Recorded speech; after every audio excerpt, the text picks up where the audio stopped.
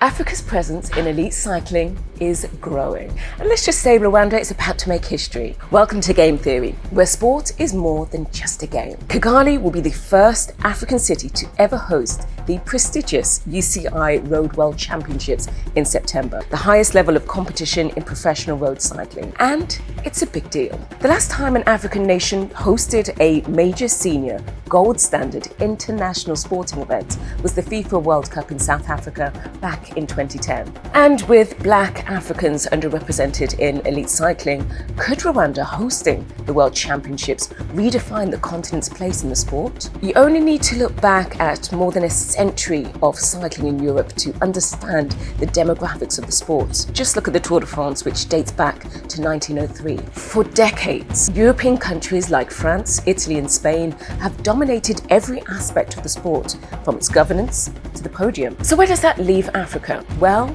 they're breaking the cycle. African riders are finally coming through the ranks, thanks to the International Cycling Union's Africa 2025 strategy. They get to train at world-class centres in South Africa and Europe, and then they gain their experience at races like the Tour de Rwanda, and it's paying off. In 2024, Eritrea's Binyam Girmay made history by becoming the first Black African to win multiple Tour de France stages. In 2025, Benin's women's team became the first African women's national team to feature in a major UCI-sanctioned road race in the US. As for Rwanda, well, they invested more than $2.4 million between 2022 and 2025, upgrading roads and training centres. But despite the efforts to increase representation, less than 1% of the world's elite cyclists are Black African.